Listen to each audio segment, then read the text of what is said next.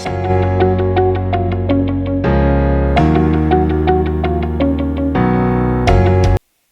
everyone and welcome back to another video here on Sam's Crafty Castle, and today we are starting and kicking off a little Christmas in July series. So every video in July, so every Saturday in July, we'll be doing a Christmas project because it's that time of year where we have to start thinking about these things. And yeah, so and I don't know, I feel like we could all like use a little bit of Christmas right now just with life. So this is what we're doing. So today we are doing one of my favorite techniques, which is coloring on Kraft paper, cardstock paper, whatever words you want to use. So I am going to stamp this very, very large poinsettia stamp, which is a old Stamptember set. So for those of you who aren't familiar with Stamptember, it is an event kind of sort of thing that Says Stamp does every September, and they partner with different companies and produce extremely limited edition stamp sets. They're only available while supplies last, and once they're sold out, they're sold out. And that's it. That's game over. Maybe you can find them on eBay later, but you're not going to be able to get them again from Simon. It's an event. It is often a expensive event for me, but it's a lot of fun, and I definitely do look forward to it. So this one is from a few years ago. This one is called Festive Flower, if you did want to look at it for it on eBay or Facebook or something. And it is the Gina K Designs partnership. I don't remember which year it was from. I want to say it was maybe 2 years ago. So like maybe September 2020 or September 2019 even. I am not 100% sure. I want to say September 2020 though, but don't quote me on that. So basically I just stamped it. I used my Gina K Designs Obsidian ink, which if you notice, I upgraded to a ink pad because I use that ink all the time and it was annoying. Doing large images like this with the cube was annoying. So we upgraded. It was way past time. So I am picking out pencil colors here. And this is my absolute favorite thing about colored pencils is you can use them on cardstock that isn't white or particularly a light colored cardstock. I love the way that colored pencils look on Kraft. I also think they look really good if you have like a really soft gray, like Gina's Soft Stone or Whisper or what's the one from Simon? Fog. Their Fog cardstock. I've used all of those to do colored pencils on, and they all look lovely. But you can't go wrong with Kraft either. So I have picked out a few colors, and part of this deal is that I have a Kit and Clowder colored pencil class that I'm working on. Outside of video land, I've been working on it for, if you ask me, far too long, but I just haven't had the time to sit down and finish it. And it's almost done. I have probably a good hour or 2 hours left on it, but I just have not been able to find an hour or 2 hours to sit down and do it. And I'd like to get it done soon. It is autumn leaves.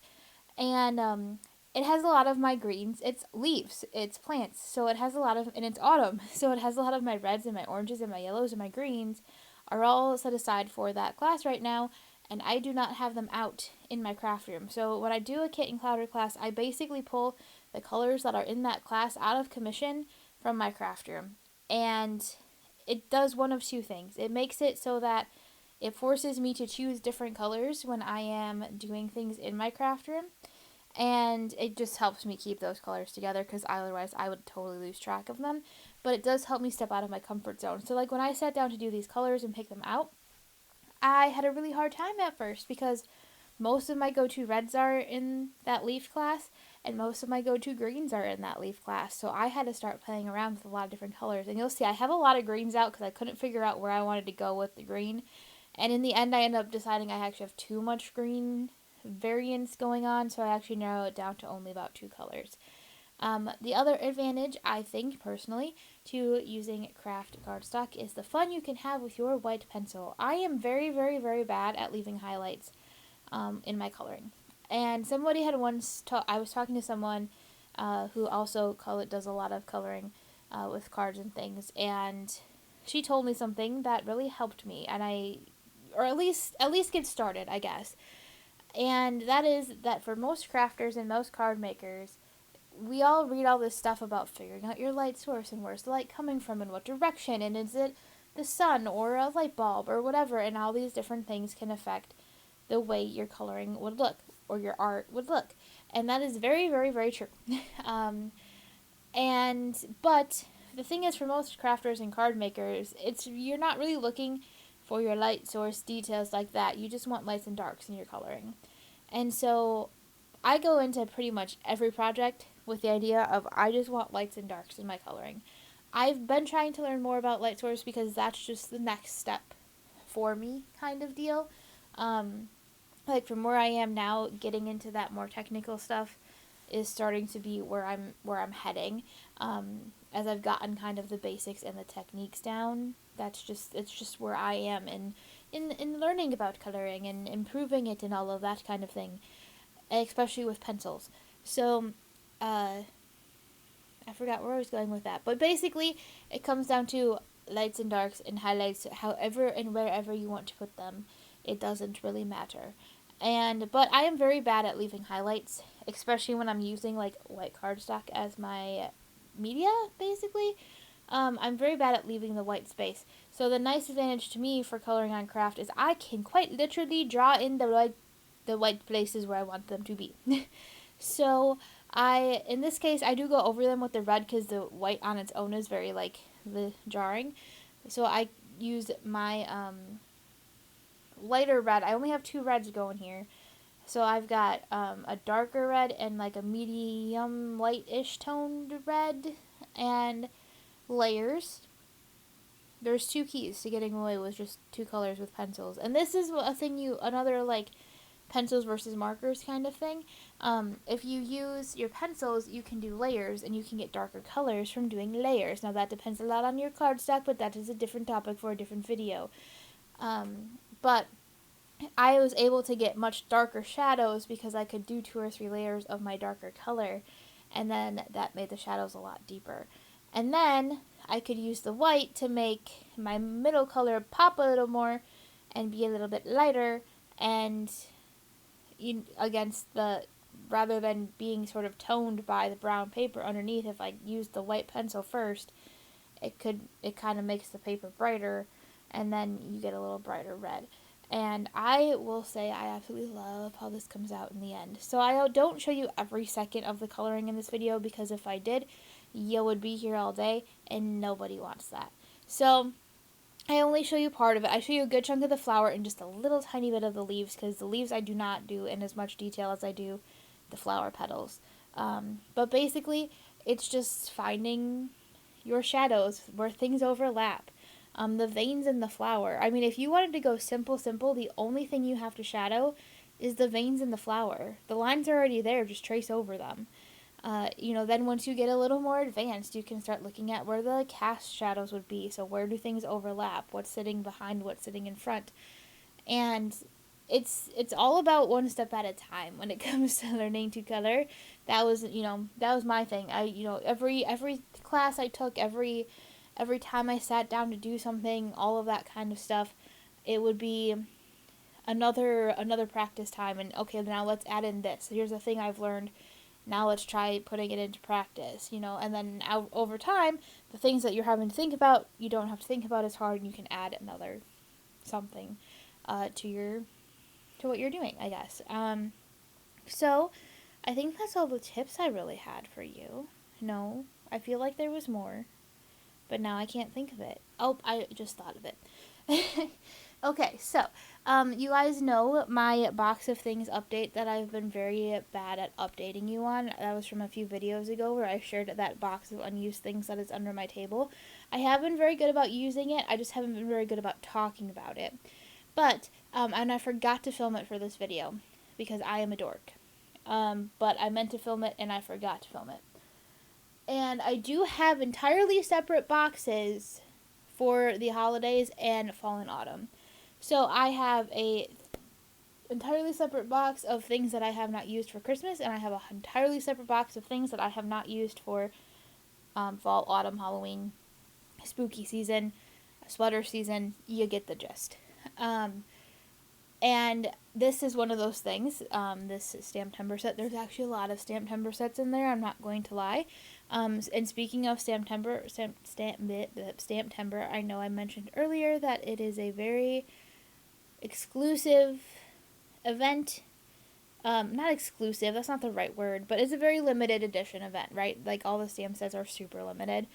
So if you don't have this stamp set and you don't find it on eBay, or it's $8 million on eBay because, people do that kind of stuff, then you can use whatever stamp you have that's a poinsettia and get the same deal. Maybe you make it an A2 size card instead of a 5x7 card. This is a 5x7 card. I don't think I said that earlier, but we're going for a 5x7 card here. But you can make it an A2 size card.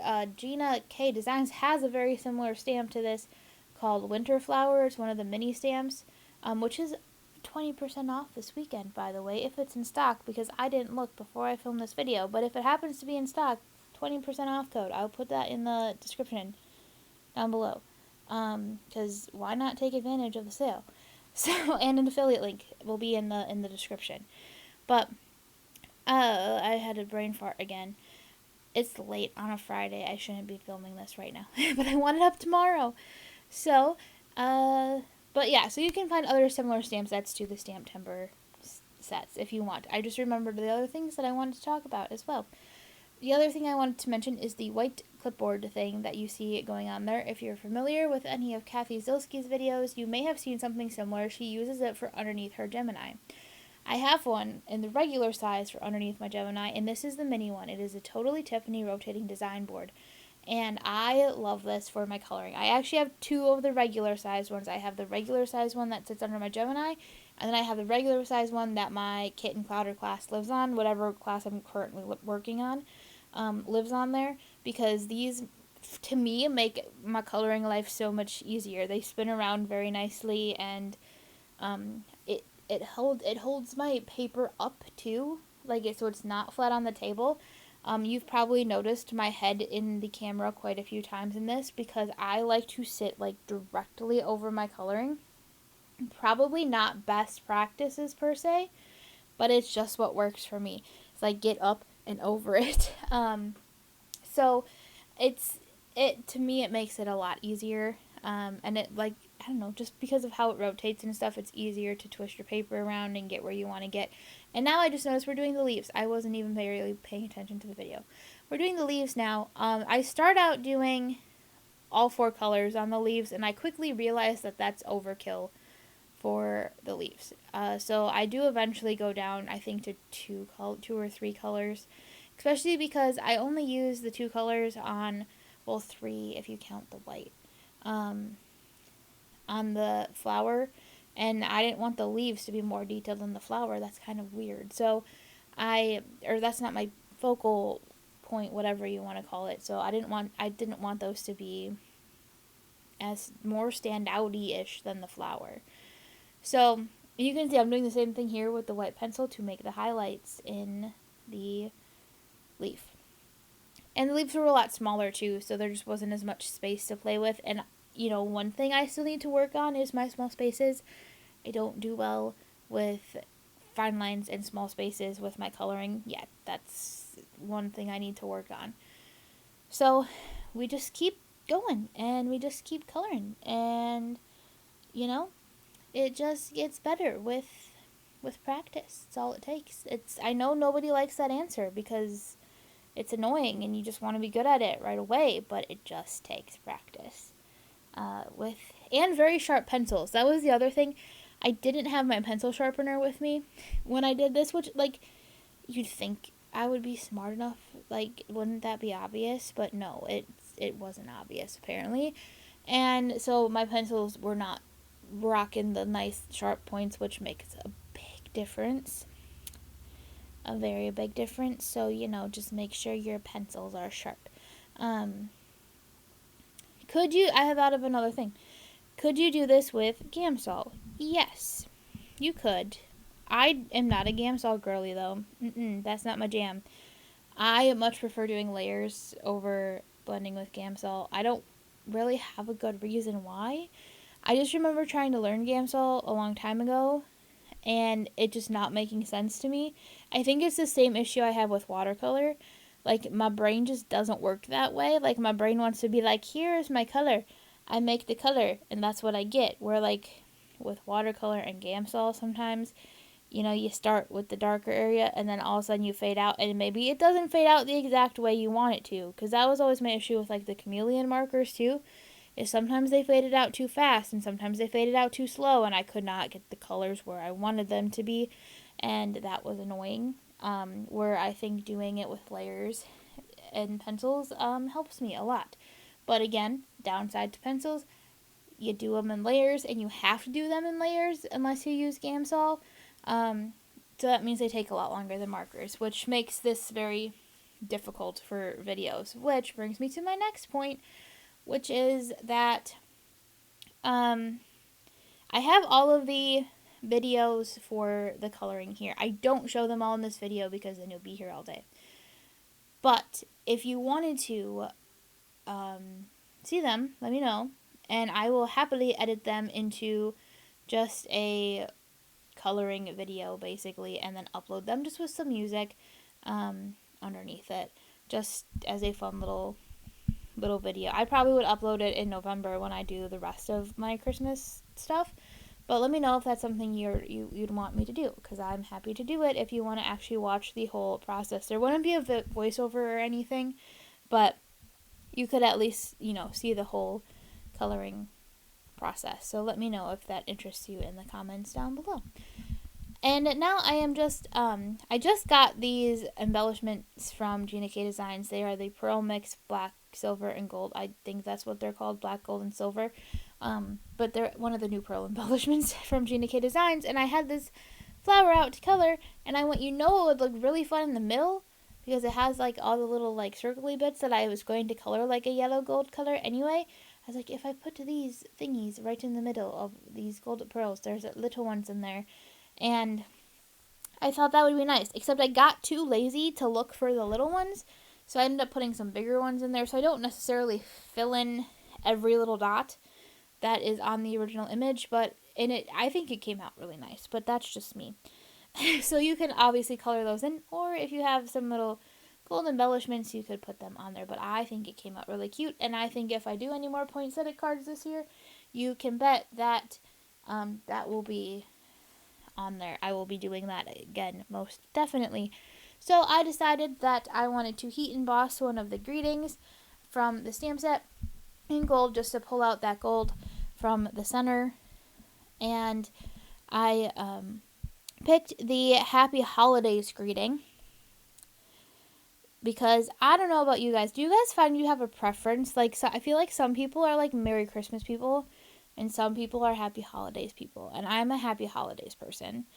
I don't really have a reason for it. It's just like, if you give me the choice and you can say, okay, you can pick either Merry Christmas or you can pick Happy Holidays, good chance I'm going to pick Happy Holidays, unless Happy Christmas is an option. I don't know, like, why I'm such a Happy Christmas fan, because I know that's a very, like, UK English thing, to say Happy Christmas, and, like, it's a very, like, US American thing to say Merry Christmas. But I'm a Happy Christmas girl or a Happy Holidays. But even if you put up Happy Christmas versus Happy Holidays, I'm probably going to pick Happy Holidays, if we're being honest. I don't really have a reason for it. It's just, it's the holiday greeting I like better. That's all I got. Now I'm just going to glue this down to this piece of red cardstock just to give it a little matte. And I was not smart, and I did not bust out my Master Layouts 8, which I should have. So my measurements are all wrong. Don't judge me for how wonky this is cut or layered.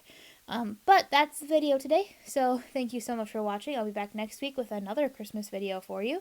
And don't forget to like, subscribe, and comment down below. And I will see you again soon. And have a crafty day.